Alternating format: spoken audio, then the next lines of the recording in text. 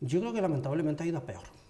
En los últimos años, y podemos hablar casi desde 30 años, considerando los últimos años casi por lo menos 20 años para acá, ha ido a peor. Ha ido a peor por una razón, fundamentalmente. En la comarca se han ensayado muchas cosas, muchas, y conforme se han ido ensayando se han ido descartando. La comarca tiene dos potenciales fundamentales, que son el olivo y el bosque, la zona forestal. El olivar ha llegado de momento al tope de lo que puede dar, y además conforme se va modernizando y se va mecanizando va destruyendo empleo, lógicamente. Para ser rentable hay que mecanizar más, hay que recoger con menos gastos, y eso va directamente en contra del empleo, va destruyendo empleo. Y la segunda alternativa que hay en esta comarca, que es el bosque, que es las masas forestales. Santisteban del Puerto, por ejemplo, es un ejemplo clarísimo. La mitad del término de Santisteban, casi 20.000 hectáreas, es masa de olivar, y las otras 20.000 casi, digo redondeando, porque como son 37.500 el total, pero prácticamente la mitad del término es olivar y la otra mitad es masa forestal. Pues las masas forestales están absolutamente abandonadas por una política absurda. En la charla que oíamos aquí hace unos días hubo una cosa que a mí me gustó muchísimo, muchísimo, y es cuando el ponente decía que un hombre sucio, lleno de piojos, de pulgas y garrapatas, no es un hombre bien cultivado. Ese ejemplo me pareció genial, porque los gobiernos actuales, eso es competencia de la Junta de Andalucía, con lo cual pues tengo que hablar de quien tiene la responsabilidad, han optado por dejar el monte abandonado, sucio, lleno de piojos, pulgas y garrapatas. Y eso creen que es la cultura medioambiental ideal, eso es la ecología, ¿cómo se dice?, sostenible. Eso es una poca puñeta. Eso es cargarse el medio ambiente, y eso es dejar a la gente sin trabajo. En Santisteban del Puerto hace 30 años, por eso como dije al principio hace 30 años, después he dicho que no, que el plazo es más corto, pues habitualmente trabajaban 200 personas en el monte. 200 personas trabajando a lo largo del año son muchos jornales y mucho dinero el que entra. Cuando yo estuve en la empresa Getisa, precisamente, de delegado provincial, yo he tenido más de 200 y hasta 300 personas de Santisteban trabajando en el monte. Eso es mucho dinero. Era mucho dinero el que entraba aquí todos los meses en nómina. Mucho dinero, muchísimo, suficiente para que puedan... ¿Qué actividades hacían? Pues lo que es mantenimiento y conservación del monte. O sea, a ver si me acuerdo ahora del tratamiento silvícola, limpieza, en general, claro, que es roza, clareo, poda, limpieza, conservación, eliminación de leñas y maderas muertas, resalveo y cuidado y poda de los pies destacables, del arbolado, eliminación del matorral inútil. Eso mejora los pastos, eso mejora la situación medioambiental, mejora el crecimiento de los árboles y mejora en definitiva la limpieza del oxígeno que nos está dando la vida, la limpieza del aire. Entonces, ahora mismo ver montes por los que simplemente no se puede pasar, no se puede andar, porque hay un montón de brozas, de forraje, de leñas muertas, pues eso es aparte que medioambientalmente es un desastre, pero además es un riesgo terrible.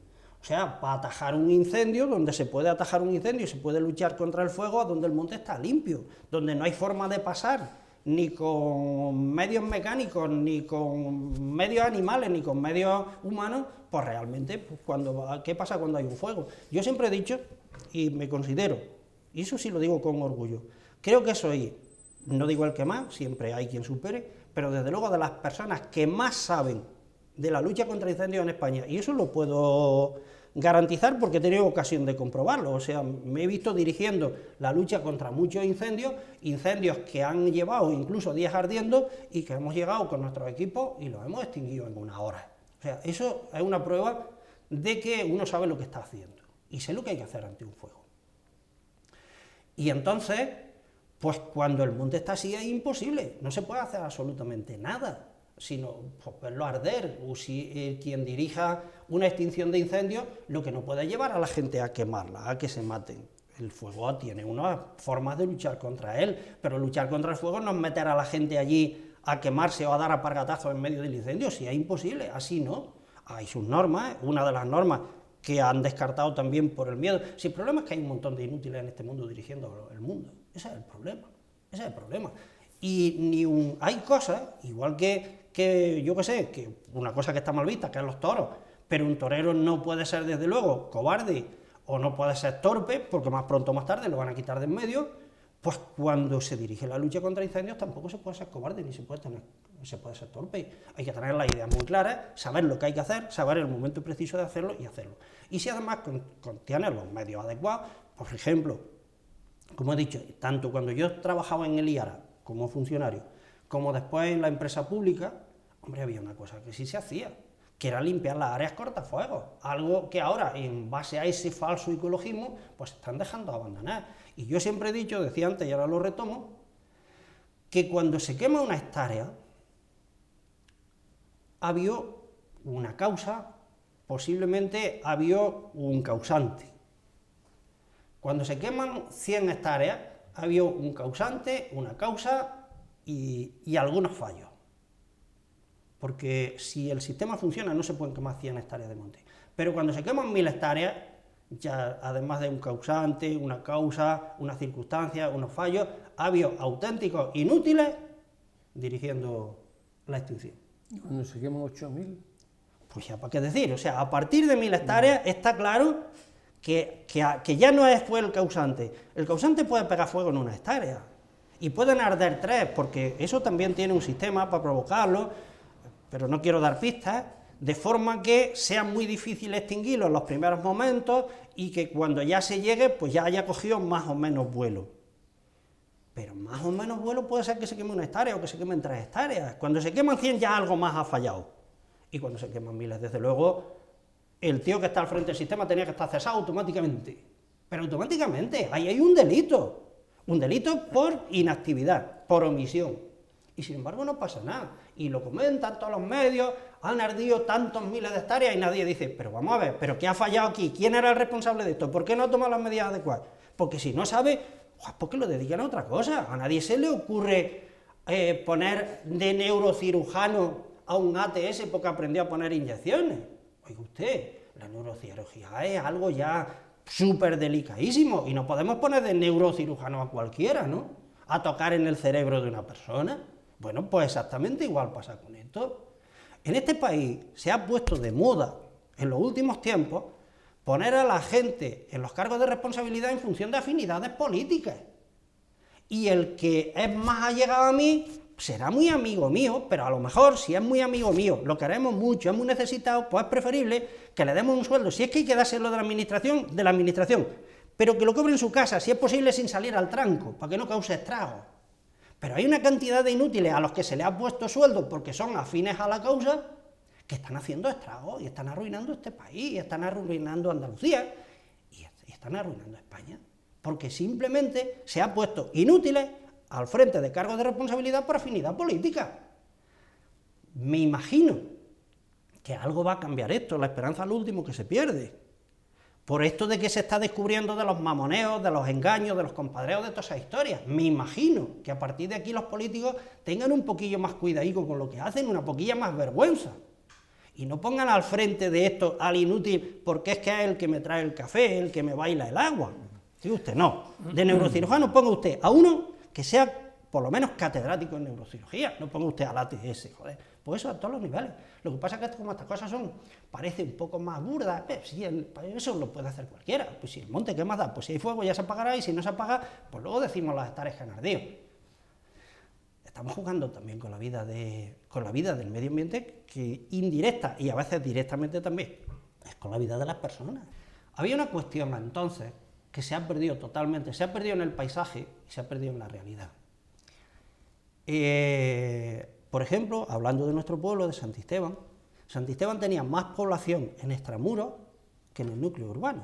O sea, éramos mucha más gente la que vivíamos en el campo que la que vivían en el pueblo. Y yo vivía en el campo, en los cortijos.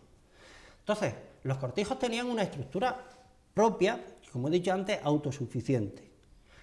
Normalmente, en cada zona, pues había varios cortijos. En cada cortijo había una zona de olivar, había algunas parcelas que eran de cereal, había alguna zona donde había un manantial de agua y se hacía un huerto, y había pequeñitas zonas de monte o de arbolado, de encina o de almendros, Además, normalmente asociados. Asociados porque además tiene una razón, ¿no? Porque el almendro también era algo que se necesitaba en la casa. Las almendras, pues para condimentos, para alimentos y para consumirlas directamente. Había higueras porque se consumían las brevas y los higos se consumían frescos y además se secaban y se curaban para luego tener en el invierno. Y había zonas de cereal donde se sembraban pues las legumbres que se consumían en la casa, los garbanzos, las lentejas, las habichuelas para los potajes, y también el trigo y los cereales, pienso, para los animales, el trigo, la cebada, la avena e incluso el centeno. Entonces eso ha ido desapareciendo por una razón de supervivencia económica, a medida que se ha ido imponiendo la necesidad del dinero. Un segundo. Sí. Es el dibujo que había de mosaico lo cultivo en cualquier unidad, alrededor de un cortijo, alrededor del pueblo. Y después estaba el monte, que también lo aprovechaba la gente. Sí, sí. Pero ¿qué actividades se hacían entonces en el monte? No las que se hacen en el último año con los incendios y tal, sino ¿qué actividades de aprovechamiento tenía en esos montes, el ser humano sí, en esa sí, zona? sí, En claro, claro. ¿Qué actividades? Pues en esos montes, por ejemplo, había fundamentalmente 3 actividades, digamos, directas, de uso directo. Una era el tener algunos animales como cabras o ovejas, cuya alimentación se complementaba pues con los subproductos de la huerta o de cereales, o pues no sé, los granzones, las espigas que se caían, los no sé qué.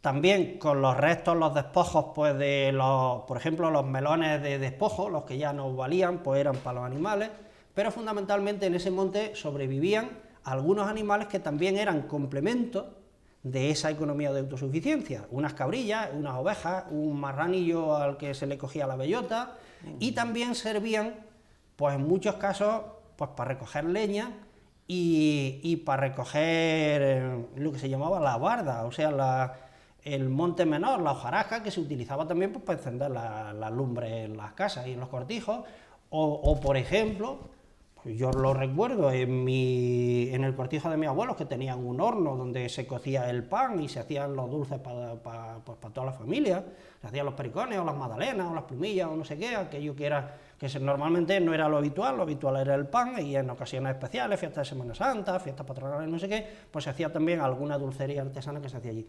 Entonces, una de las utilidades de ese monte que decimos y de la limpieza de ese monte, precisamente porque yo he ido de chiquillo a por barda, que se decía, a por haces de monte, pues para encender el horno, para cocer el pan. O sea, había, como digo, un aprovechamiento completo y conjunto en que cada cosa se iba sosteniendo en todo lo demás de ese abigarrao, de ese un poco rompecabezas de piececillas. Aquí sí, pero a un nivel bastante reducido, y me explico. Lo que pasa es que eso se ha ido perdiendo aquí, el olivar ha ido avanzando, pero yo he conocido, en la zona que hoy es de olivar, yo he conocido zonas de dehesa, las dehesas que se hablan en los capitulares del ayuntamiento y en los libros de historia de Santisteban, las dehesas de Escalona, las dehesas del Ero. Hay aquí un antiguo refrán, un poco tonto si se quiere, pero que puede servir de referencia a eso, que decía: al Ero van las paridas y a Escalona las preñadas. Eso era un poco la distribución que se hacía del ganado en las dehesas cuando esas eran dehesas. Yo he conocido, por ejemplo, en el Ero, una parte del Ero la he conocido de dehesa, una parte de la Isabela la he conocido de dehesa, una parte de los añadidos o agregados la he conocido de dehesa, una parte de Escalona la he conocido de dehesa, ahora todo eso es olivar prácticamente. Entonces, sí existían... Mira ahí donde estaba... Exactamente, sí existían ahí, lo que pasa, no a gran nivel, como gran explotación, pero sí se hacía entonces aquí lo que se llamaba la montanera.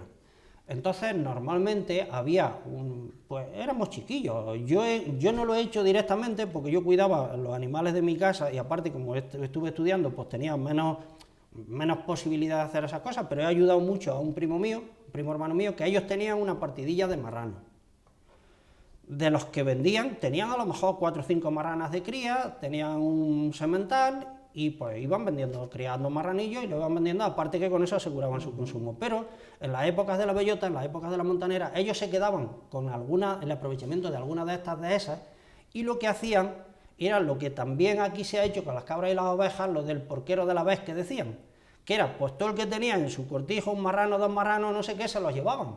Y entonces sí que se juntaba una partida importante de marranos aprovechando la montanera. Y a lo mejor se tiraban pues 2 o 3 meses con los marranos, empezaban ahora ya con los rastrojos y después aprovechando la bellota. Entonces, lo que pasa es que eso normalmente no era una explotación a gran nivel, pero sí siempre había una familia que a lo mejor tenía, como digo, un número más significativo de lo que había en cada cortijo, que era 2 o 3 marranos, tenía unos pocos más y a eso recogían los demás. Y a lo mejor quien tenía en su casa 10 marranos, pues juntaba 50. Y entonces dedicaban 2 o 3 personas a la montanera a estar al cuidado de los marranos de día y de noche. O sea, eso también se ha hecho aquí, pero a ese nivel. En Santisteban sí, desde que Santisteban existe con ese nombre, por lo menos existen datos de que el Toro Bravo existió aquí. Las dehesas, eso es lo que iba a decir antes.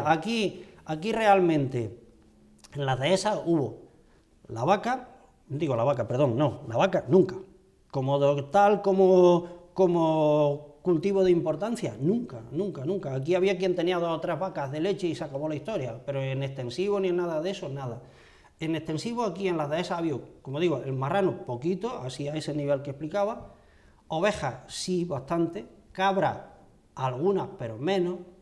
Las cabras que han pastado por aquí normalmente venían de fuera, era del ganado trashumante y eran cabras vastas, porque aquí la cabra que existía era la cabra lechera típica, que se tenían eso, 2 o 3 cabras en cada cortijo para el apaño de la leche de la familia. La negra, se acabó la historia, ya está. Granadina, sí, tipo la murciana, granadina, ese tipo de cabras. Negra, sí.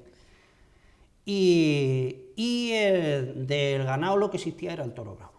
O sea, aquí de hecho las dehesas de Sierra Morena son dehesas duras, y necesitan ganado duro. O sea, yo por ejemplo, que soy vaquero, prácticamente en mis últimos años, pues lo he podido comprobar. ¿Pero vaquero de extensivo o de intensivo? No, de extensivo, vaquero de monte con las vacas, sí.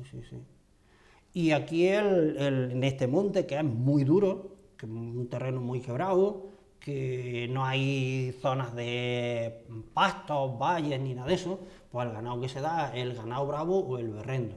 El berrendo es, porque la gente lo entienda, lo que conocemos como los bueyes o los cabestros. Son los que se utilizan un poco para controlar el ganado bravo, pero que también tiene su explotación y que ahora mismo están dando resultados, pues como criando becerros de carne, porque la vaca berrenda es mucho más resistente, mucho más dura, pues que la limusina o que la cherolesa, se adapta mejor a vivir en el monte, tiene mucha más agilidad para moverse por las cuestas, es más dura para comer y es más dura para parir. Entonces, se está dando mucho ya, en lo poco que queda de berrendo, el cruce. Se tienen sementales de carne, limusines o cheroleses, y las vacas berrendas. Porque los becerros, con la genética del padre, hacen kilos fácilmente y se prestan fácilmente al engorde, pero la vaca es mucho más resistente y cría mucho mejor los becerros. ¿Y hay muchas explotaciones de vacuno aquí en extensivo? ¿Hay muchas? De vacuno en extensivo, aquí hay de lo que digo, de berrendas, de retintas, que es una raza parecida a la berrenda también muy dura, y limusines. En el término de Santisteban hay 3 explotaciones de ese tipo, y explotaciones de ganado bravo, sí, explotaciones de ganado bravo, no he hecho la cuenta, pero sí debe haber como 8 o 10. Hay 15 en la comarca. 15, ¿no? Hay 15 en la comarca. Sí, por eso digo, en el término de Santisteban quizás 8 o 10, sí. 8 o 10. Yo creo que sí, de ganado bravo sí, hay bastante. No, sería cuestión de ponerme a repasarlo, Sí, a ver si a bote pronto, pero en torno a eso sí. Sí. Monte, un aprovechamiento vital para la supervivencia y la caza. Bueno, eran proteínas para la gente. Exactamente, la gente comía de la caza, o sea, la carne que se comía. Me dice el alcalde que por eso la carnicera se llama la carnicera, porque era el sitio de suministro para el pueblo de sí, carne. pero el monte carnicera se llama carnicera. Hubo en su tiempo muchos montes carniceros. Prácticamente todos los ayuntamientos, o por lo menos todos los ayuntamientos que andaban así en zonas rurales, tenían una dehesa carnicera. Pero la dehesa carnicera, más que ahora mismo dehesa carnicera, la mayor importancia que tiene, aparte de la forestal, es la caza. Pero las dehesas carniceras no eran dehesas de caza específicamente, eran dehesas para que la gente tuviera ganado allí para poder comer. O sea, para tener ovejas y cabras para suministrar al pueblo. Las dehesas carniceras eran pensando en ganado doméstico, no en la caza. La caza, como existía en estado silvestre prácticamente por todos sitios, pues la gente que vivía en el campo cazaban para comer, lo necesario. O sea, yo recuerdo, por ejemplo, en mi casa, porque entonces no había frigoríficos, pues mi madre tenía una olla y cuando cazábamos, pues cogía, freía la carne y la echaba en aceite. Y voy a contar una cosa curiosa de eso porque la gente no lo sabe. Hay gente que echa la carne en aceite y se le echa a perder. Eso tiene un truco que a mí mi madre me lo enseñó, y se lo enseñó a mucha gente, yo lo recuerdo. La carne, para conservarla en aceite, hay que freírla. Después sacarla del aceite, dejar que se enfríe y dejar que el aceite se enfríe también. Y cuando la carne está fría y el aceite está frío por separado, entonces se echan en una olla o en una orza, en un recipiente, se echa la carne, se le pone el aceite y eso se conserva años. Yo he comido carne en aceite después de llevar un año en aceite y está como el primer día. Pero no se puede guardar la carne con el aceite caliente porque se descompone. Eso digo, es un dato curioso. Es un truco, bueno. Sí, que además yo se lo explicaba a mi hijo porque dije, no sabemos a dónde podemos llegar, pero eso es importante que lo sepáis. Que una forma de conservar la carne, si no hubiera frigorífico, es freírla, separarla del aceite y cuando está fría, ponerla en un recipiente y echarle también el aceite frío. Y se mantiene años, años. Yo he comido carne después de un año en aceite. Y lo que decía... Bueno, pero al fin y al cabo nos hacía el lomo adobado. Efectivamente, por ejemplo. Que nuestra madre toda la vida en la orza. Igual, está en la orza y puede un año estar entero sin un problema. año y porque después de un año a lo mejor nos da repelús, pero está tan bueno a los 2 años como el primer día. O sea, eso no se descompone jamás, nunca. Y bueno, son trucos de supervivencia que se practicaban y que funcionaban y lo que contaba. Pues, bueno, hablo de la casa de mi orza, madre, ¿no? como en todos sitios igual, pues cuando sacaban la carne, pues para el guisado, para lo que sea, y decías... La última carne está hoy en el plato, ya sabéis lo que hay. Pues había que hacer una partida de caza y traer carne otra vez para seguir comiendo. Pero traíamos justo lo que se necesitaba. Ahora la gente va a matar y mata, mata y mata y mata, sin sentido ninguno. Cazábamos lo que necesitábamos para comer y si ya había para apañar la orza, vámonos que ya tenemos para la orza y se acabó, ya está. Y así se vivía, así se funcionaba. Las cabras tienen un problema, que son muy destructivas, muy dañinas cuando hay otros cultivos. Por ejemplo, asociado al olivar, se podrían mantener las ovejas, no se podrían mantener cabras nunca, porque sería el final del olivar. Sí, está claro. Entonces, hay cosas que sí se podrían ir manteniendo. Yo El también cerdo, he participado en el cerdo muchas... extensivo en la zona que es factible. Bien, pero eso tiene un problema, que es el medio. El medio ahora mismo no es adecuado para tener el cerdo en extensivo. Las dehesas que podrían mantener el cerdo se han reducido en Santisteban a la mínima expresión. Y las masas forestales que hay ahora mismo, en nuestro término y en la zona, no están adaptadas al cerdo. Habría que hacer una transformación importantísima. Hombre, sería genial porque crearía mucho empleo, pero el monte tal como está ahora mismo, es imposible mantener el cerdo en el monte como está, porque no hay aprovechamiento, porque está todo destruido, porque no hay bellota, porque el pino y el jaral predominan sobre toda la vegetación. Hombre, del pino el cerdo aprovecha también los piñones, pero claro, para que el pino piñonero, que tampoco es piñonero todo el que hay en esta zona, los del negral son muy poco aprovechables, porque el piñón del negral es más chico que la pipa de girasol. Entonces, ¿cuántos piñas y cuánto tiene que buscar un cerdo al día para poder comer con ese piñoncillo?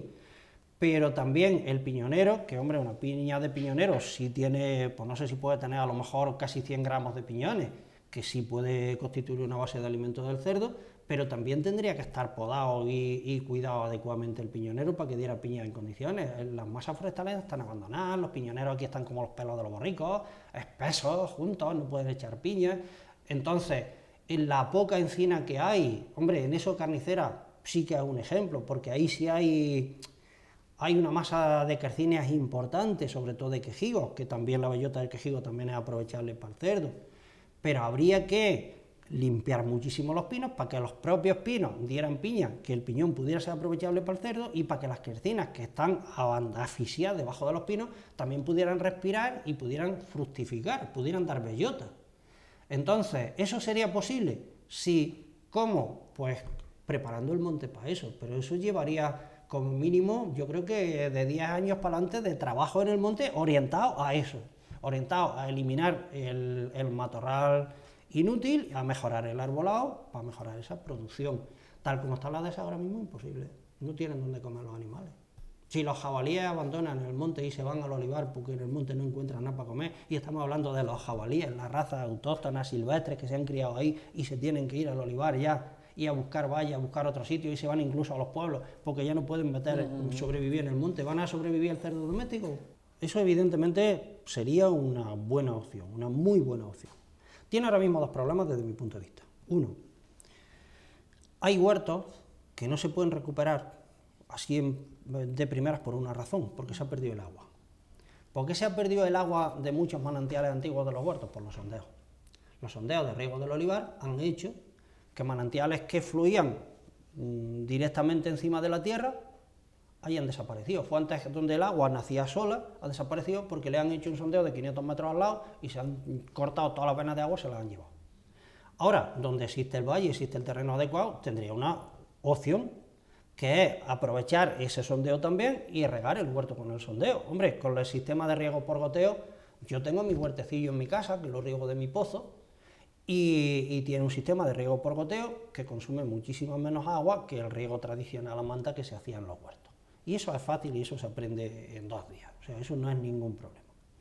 Entonces, ¿recuperar los huertos? Sí. ¿Posible? Sí. Incluso donde digo, en las zonas donde se han perdido los manantiales a causa de los sondeos, pues cediendo parte del agua de sondeo para mantenimiento del huerto. Si uno tiene en un sondeo que está regando 6 hectáreas de olivar, jolín, pues puede regar un 2.000 metros cuadrados de huerto, que es insignificante comparado con las 6 hectáreas, y ya está, tendría esa solución. Pero tendríamos que volver a otra cosa que se ha perdido, que es la cultura de la decencia. La cultura del trabajo no se roba. Hoy día uno tiene un huerto y si no estás viviendo y durmiendo allí, cuando tiene las patatas para sacar, cuando vas a sacarlas se las han llevado. Y cuando tiene los tomates para coger, se los quitan. Yo conocí otra cultura, que era la de la honradez. Eso en el campo. Donde el fruto del trabajo no se robaba. No se robaba. Nadie se le iba a robar a nadie el fruto de su trabajo. Se podía entender que se robara un banco, pero no se podía entender que le robaran las patatas o los tomates al tío que está allí cavando todos los días. Y eso se ha perdido, ¿eh? Esa vergüenza torera no existe. La gente no entiende que el trabajo es sagrado y que el fruto del trabajo es sagrado. Y esa es una cuestión de cultura, de educación y de mentalidad, ¿eh? Roba un banco si quieres, y si te pillan, te apañas, y si no te pillan, suerte que has tenido. Pero no le robe a nadie el fruto de su trabajo, ¿eh? Que ganarse la vida con el sudor y el trabajo de uno, eso es muy duro, y eso ha sido sagrado siempre para la gente del campo, ¿eh? Eso era sagrado, el fruto del trabajo. No solía haber robo entre la propia gente del campo. Te roba alguien que no es del campo, pero del campo no. Y que no lo viera alguien allegado, ¿eh? Sí. Porque eso sí era un delincuente ya señalado para siempre. Y eso ahora mismo plantea un problema, que la cultura del respeto al trabajo ajeno, que se ha perdido. Bueno, se ha perdido la cultura del respeto a todo, ¿no? Y eso sería necesario también. Hombre, porque lo que no podemos plantear, además, vista la cosa como está, si cada vez tenemos menos policía municipal, cada vez tenemos menos guardia civil, lo de los guardas rurales ya desaparecieron, entonces, ¿qué garantía hay de que la gente esté meses y años con su trabajo y cuando tenga el fruto resulta que ha llegado listo y se lo ha llevado y lo has perdido todo? ¿Con qué ilusión va a trabajar la gente así? Y eso, la gente, los años y la cultura dan sabiduría, y la gente en eso era muy sabia. El fruto del trabajo era sagrado. ¿Eso lo ves factible o no? Hombre, eso hay mucha teoría en eso, además está todo dicho y todo inventado, pero hace falta cuadrarlo con la realidad. Cuando yo hablaba antes de que yo monté mi propia empresa familiar después de parte de mi historia y vicisitudes, y tuve que cerrar y me fui a la ruina, precisamente mi empresa era de aprovechamiento de sus productos del olivar, concretamente aprovechamiento de la leña de poda. Bueno, pues hay una ley absurda, porque no es ley, hay una orden de la Junta de Andalucía, totalmente absurda, la cual, aparte de que yo recurrí en su momento por activa y por pasiva, de la cual yo después he mandado informes a la Delegación de Agricultura de Jaén, a la Consejería de Agricultura de Sevilla, a todo el mundo, una vez que yo ya había cerrado mi empresa diciendo, mire usted, que ya no es por mí, es por experiencia, es por interés público y común, cambien ustedes esta norma.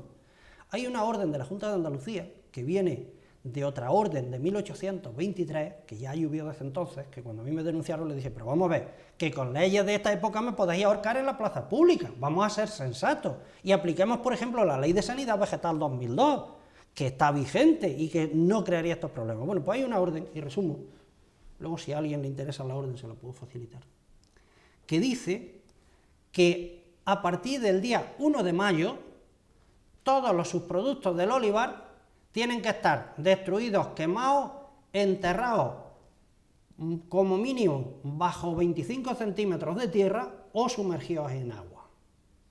A partir del día 1 de mayo. Afortunadamente no lo aplican a rajatabla, porque el día 1 de mayo todavía se está podando el olivar.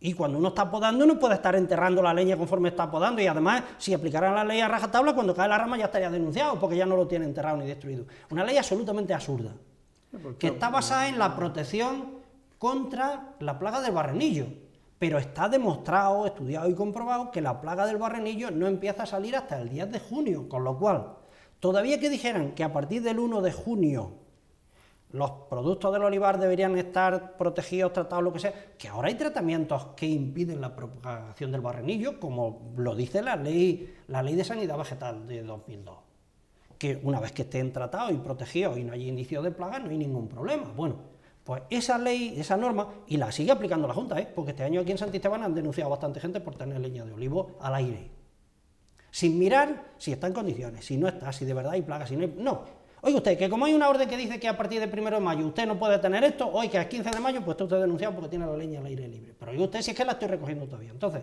esa ley, mientras no cambie a algo razonable, porque es absolutamente irracional, absolutamente absurda, pero hablo de lo que decía antes, de los gobernantes inútiles que no se preocupan de ver la razón de las cosas. Oiga usted, si una ley no tiene razón de ser, vamos a sentarnos, la cambiamos, la mejoramos, pero no la dejamos así porque está así, porque viene de atrás así, como siempre ha estado así, ¿para qué nos vamos a complicar, no?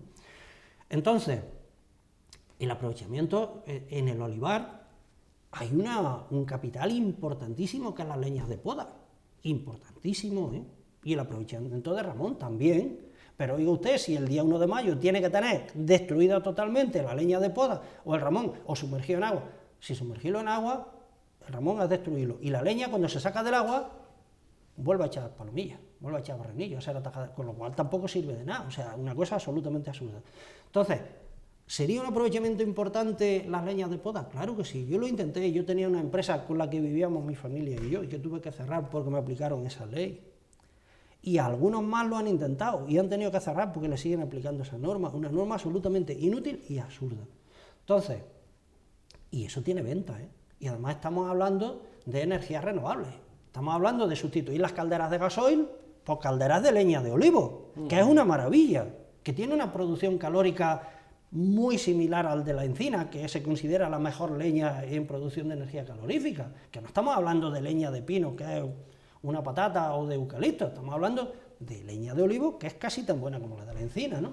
Bueno, pues eso hay una norma que impide ese aprovechamiento, y son muchas, miles de toneladas los que se producen de leña de oliva, y no se pueden aplicar, se aplica algo casi escondido, porque si te pilla la ley te funde. Sin embargo, hay una riqueza que está perdida.